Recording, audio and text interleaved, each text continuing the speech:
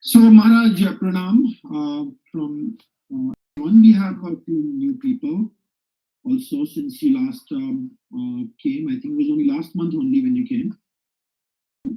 Some people you already know. There is Nilanjana is there, Trey is there, Eric and Lynette are there, Haimaji is there.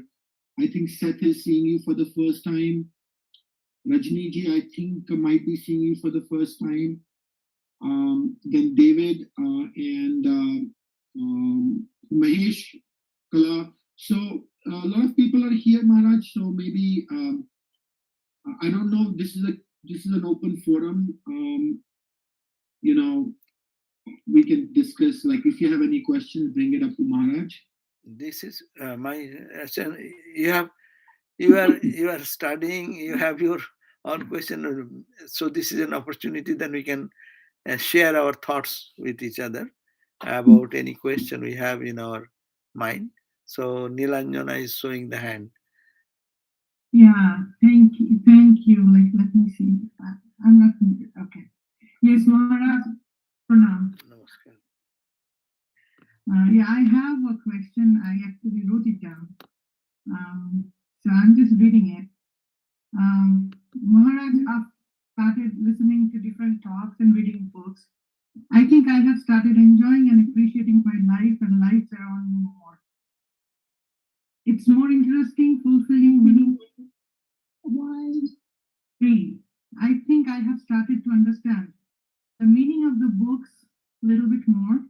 I read and some Rabindra Shanti. So one of the songs, which is like Lakshmi যখন আসবে ঘরে তখন কোথায় তারে দিদি রে ঠাই দেখরে চেয়ে আপন পানে পদ্ধতি নাই. When God will come to you, come to your house, where will you let him sit? Look into yourself. Do you have the lotus within you? My question is, how do I get that lotus in my heart? Because I do not know how to overcome the sadness caused by my loved ones, my immediate family. I do not know how to forgive, or if I am, like if that word is right. The second arrow of sadness makes my inside cloudy.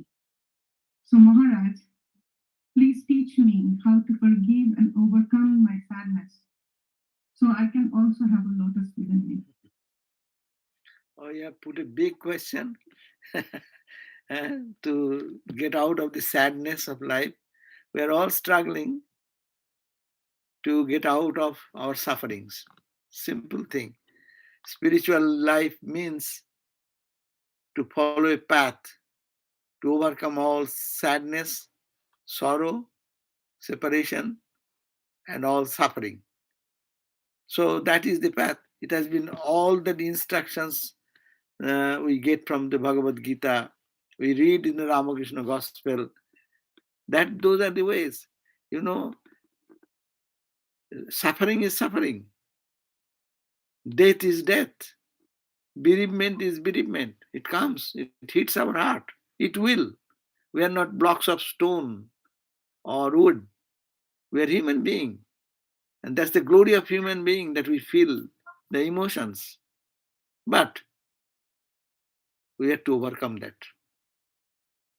That is an experience to go beyond. So that's the whole struggle in spiritual life. We are caught into the trap of life, and we are in the middle of the situation, and how we can overcome them by our identification with our spiritual self. In Vedanta, we call this body, mind, is a lower self. I have a higher self. This suffering is when we are now in the waking state, we are suffering. Okay? When I go to sleep, what happens? This world of suffering, does it remain with us? I do not know how it vanishes, but it vanishes.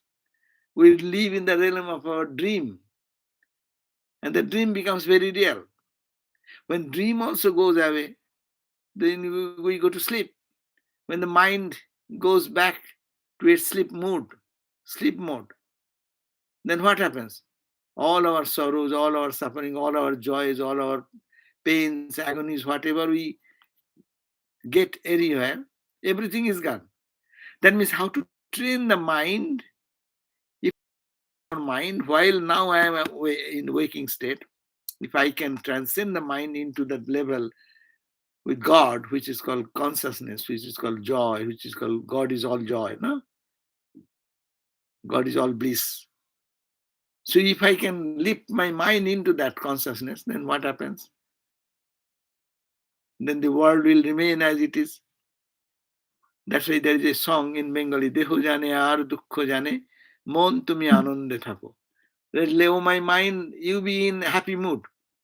Let the deho, the body, and its suffering, let them have their own deal.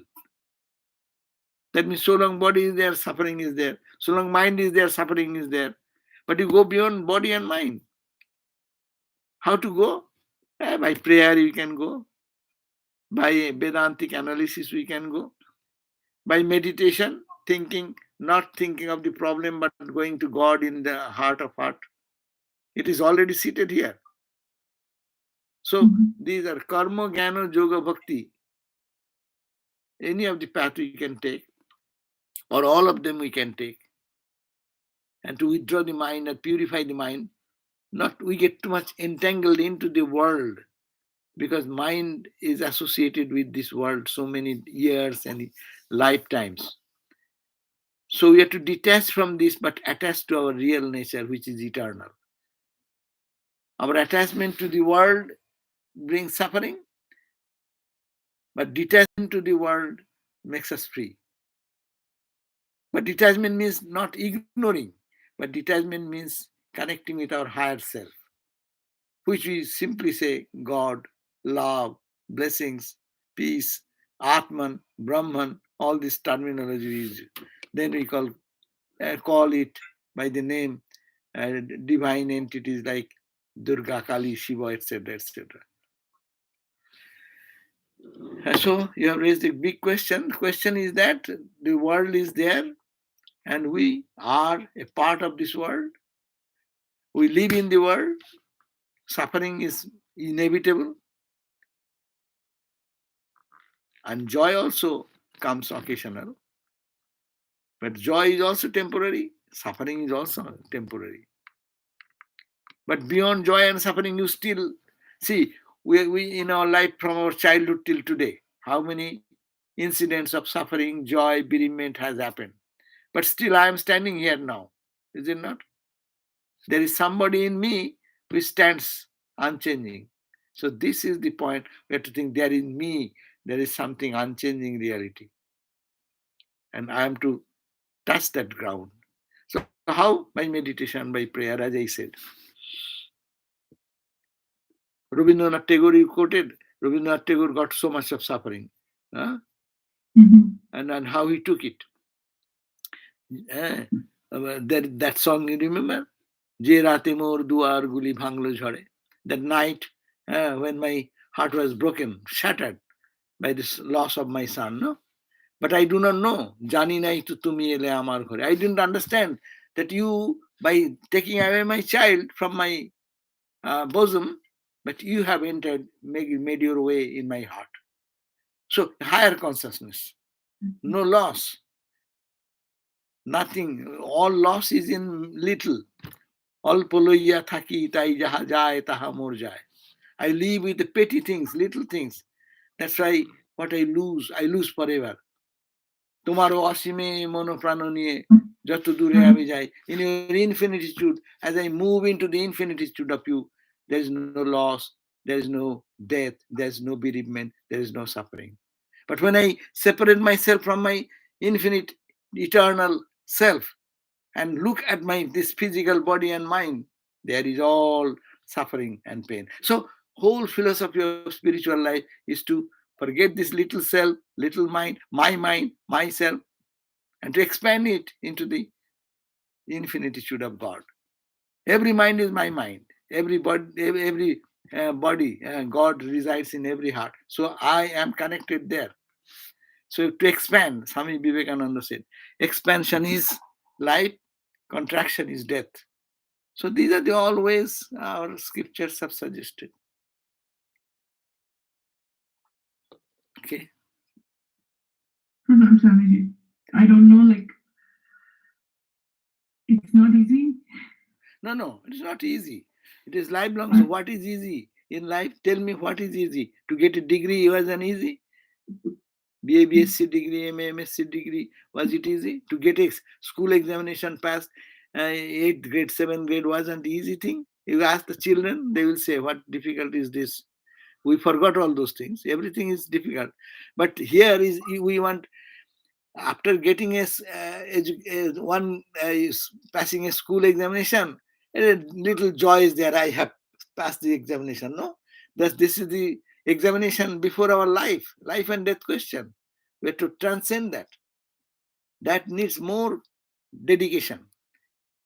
As much is your goal, so much is your dedication.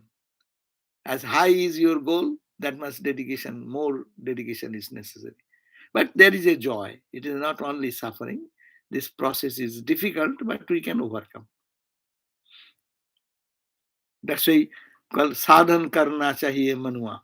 My mind, you need to do spiritual practice. Bhajana karna chahiye. Uh, Like, like if you were here, like close by, I would have gone every day. no, it is in your heart. God is in your heart. Just sing a Tagore song and try to understand this meaning. See, your mind will be lifted. You read Upanishad. Isha Vashyam Idagam Sarvam Yatkincha Jagatyam Jagata Tena Taktena Hunjita Magrida Kasya Siddhanam. Isha Upanishad, first verse. Isha Vashyam. Cover this entire universe, not on a materialistic view, but cover it with the view that it is all divine. Isha, by Paramatma, the supreme divinity. Jatkincha Jagattam Jagat. You see in the world, whatever is moving, whatever is changing, everything in the world is changing. Look at that thing, not the change, but the substratum on which the change is happening. That is the Paramatman, that is God, that is divine. So it is all God. We are looking it from our perspective as world. It is all ocean. You are seeing only the ripples, bubbles, waves, foams. Is it not all water? Wave, foam, ripple, all these diverse millions and billions and trillions and zillions of waves, ripples, foam on the surface of the ocean. Is it that is the world? Each is fighting, each is drowning. But what is that? It is all play. What? It is H2O, playing of the H2O. It is all H2O. This form, your form, my form, these are all form, but it is all constituted by one reality. That is called the divine reality, Satchidananda reality. Anyhow, to see God that's the simple thing. To see God in, which says God is in the heart. Try to see the divine in each, and try to transcend that you are the body. Body is body. Body will die. Whoever is my friend or relative, everyone will die one day. One day early, one day later. I may die early, or someone may die before me. It is a natural phenomena. But we take it for granted. No. I will live, my mom will live, my dad will live. No, they will not live. Everyone has his own time, and in time we come, in time we go. But who is inside me, who is inside you, does not go anywhere. So this, we know the philosophy of Vedanta, but we have to practice that. That's why I say go to Guru, take mantra. He will say every day sit together, every day in the morning, try to close your eyes, try to think the Lord in your heart, feel the presence of Him, repeat this holy mantra, visualize, and as go, and we are just reading. As we think of God, what will happen? What we read today. Mind will be purer and purer and purer, and that mind will seek for God only. Ramakrishna, mad for God, Mother Kali. And He becomes so mad that life becomes meaningless. And then he saw the vision of the Divine Mother. And you read just now. What happened? The mother is no more a form. It becomes light. And the entire place becomes lighted with the light of effulgence. And in the infinite ocean of consciousness, Ramakrishna thought that he is drowned into that. See what we are talking about? Direct demonstration here. This is the way to get out. Call on Ma, or you call Krishna, Krishna, Krishna. You call Rama, Rama, Rama. You call Christ, Christ, Christ. You call Atma, Atma, Atma. You call Brahman, Brahman, Brahman. Whatever terminology you use, think of that intensely and be mad on that. Automatically, the world will vanish and the inner world will be revealed into our consciousness. And that's the infinite joy, infinite bliss. There is our real home. Okay. Anyhow, this is this lifelong process to connect ourselves with our real self, and we'll have to work on that.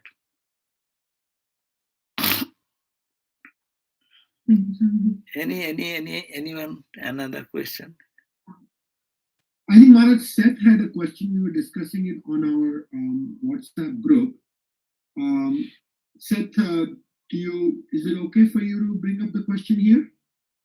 Yeah, it was a question about I mentioned also in the WhatsApp group that after reading Karma Yoga, there was a particular chapter that addressed it, and the concern was that of the world and state of things and politics, and how do you reconcile having friendships with people that might think differently about you at certain things. But what I read in Karma Yoga was just how men and women have been having this struggle long before I was here, and they will continue long after. It's not really my place to worry about that. I don't think I'm doing it justice, because it sounded, but along that terms, there were some good analogies as well. So maybe you could have some clarification on that. Actually, what is the question? Okay, it was about how to act around friends or relatives or others that might disagree with you politically. Yeah. So that's a very good question. You see, we have to first of all accept that worldview is different for everyone. Everyone views from their own perspective. So let them have their own view. No one is ordained or responsible to convince someone my view. Why? Let him have his own view. But my view, I want to clarify more and more and tune it so that my views, my vision becomes clearer and clearer and clearer. Everyone is deluded in the mind, no? The cloud comes in the sky, cloud covers the sun. The sun is thick cloud, there is dense darkness. Cloud becomes little thinner. The inner light comes out. So everyone will have different views about ultimate truth. May not be agreeing with you, I may not agree with others. But let us understand, we agree to disagree. I respect you, your views, you stay with it, and you go on working on that. Let me, in my view, and if I can learn anything, that's okay. I'll accept anything if I can accept and get my benefit. But if not, you be in your thought and you proceed towards the truth, and let me try in my way. Okay. Two people will have two different views all the time. But it's good if only, that's why we study together. Study together under a teacher. Teacher clarifies our misunderstandings. Then what was my misunderstanding, I can understand, this is my wrong concept. I'll have to clarify it. So when the mind becomes clear, when this cloud gone, everyone will see the sun. So this is the, first of all, we have to be very open and respectful. And you have your opinion, get your opinion. You be happy with that, you work with that. Let me be in my way, give freedom to me. I give you freedom. Conflict comes when both of them wants to dominate. My view you have to accept, and my view is right, your view is wrong. So that there comes, but we should be liberal. Vedanta is very liberal. It understands the different levels of understanding. A theory of relativity, Einstein's theory of relativity. You can teach a boy of fourth grade boy, and you can teach a student a PhD course. They will be the same. Will the baby understand the same way as the PhD boy will understand in its development? So we are all in the journey to evolve more and more and more and more. But if someone comes in discussion, I can tell I understand this way. You can say you understand that way. Okay, if it that is okay. If not, no conflict. Move on. I think it's. I understand it. I believe. Thank you. Till we reach the goal. Swami Vivekananda said that you go on, arise, awake, stop not, till the goal is reached. The goal is God. Goal is to see the one absolute divine entity. Goal is to see that absolute bliss and joy. You do it your way. Let me do my way. Yes. Ramakrishna gave very simple example that mother prepares fish dishes, various types of fish. Some may be fried, some may be with soup, some may be with spices. Someone cannot take spices, but his mother prepares for the child to enjoy. But everyone to enjoy the energy that comes out of the fish eating. So it is there, okay. But I like this way. One child will like that. Let him have it. But love God. That is the point. Yeah. Mm. Thank you. Maharaj, the problem with having these disagreements is that it's very hard to keep your ego a lot of times out of it. That happens. Then we'll have to analyze what is my business. 8 billion people is there. If someone does not agree with me, what does it matter? Being a bigger. No, it's not 8 billion people. No, so like Harpreet is here to know today. So like, we have like, like disagreements on a lot of things at home also, for example. But I think the other thing is like on Seth, what Seth is also asking is, our attitude towards this conversation we are having, for example, if we are disagreeing, right? Are we trying to learn from each other, or we are trying to put our point forward? Yeah. And that's where I think the ego plays a big role. And I think a lot of what Swamiji says in Karma Yoga and also Vedanta also is how do we quieten that ego down? I think that's where the whole work is. The entire spirituality is ego. To reduce the ego or to expand the ego. Bhakta, as the devotee, you say, okay, I'm nothing, oh Lord, you are everything. Bhakta does not go into discussion and dispute. Okay, Baba, you stay well.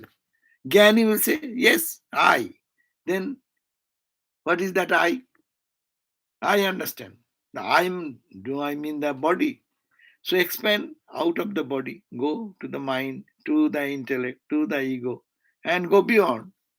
So one ego is a big ego, where the small ego is died.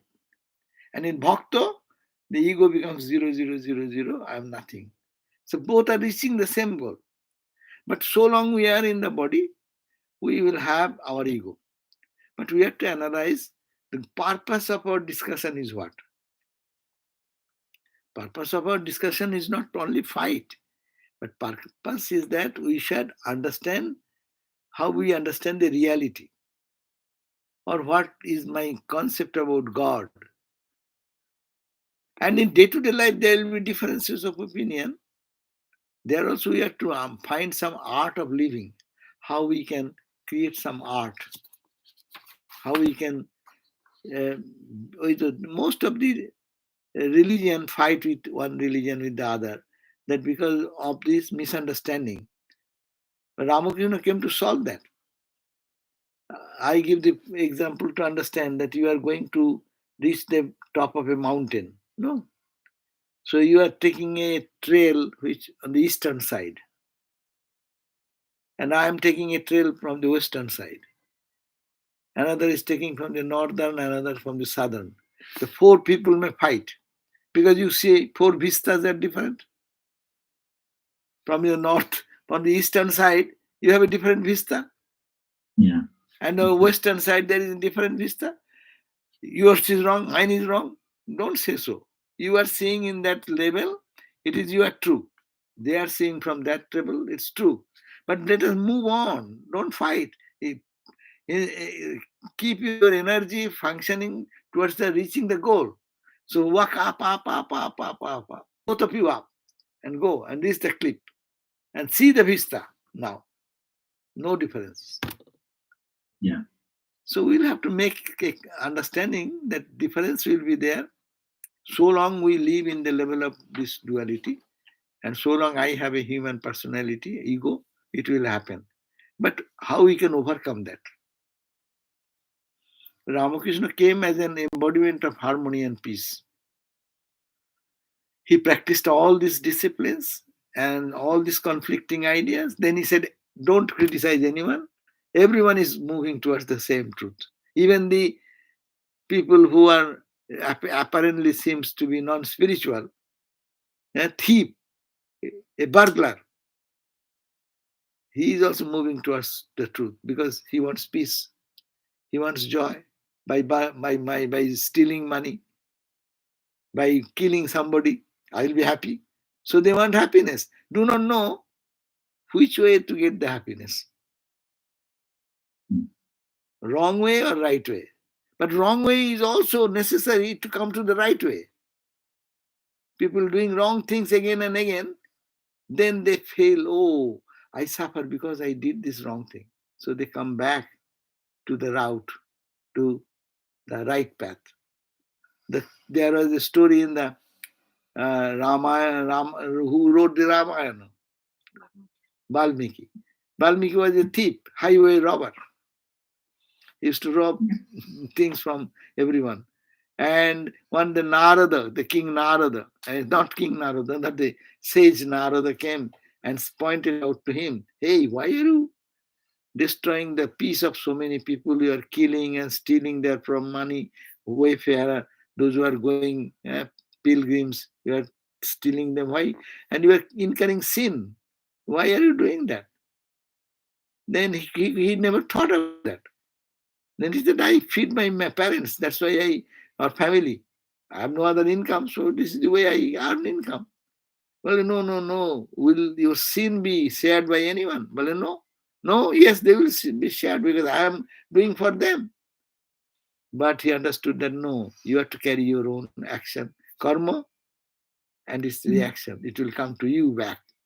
So, and ultimately he became a saint, no? He started changing himself from the path of this negative path to the positive path.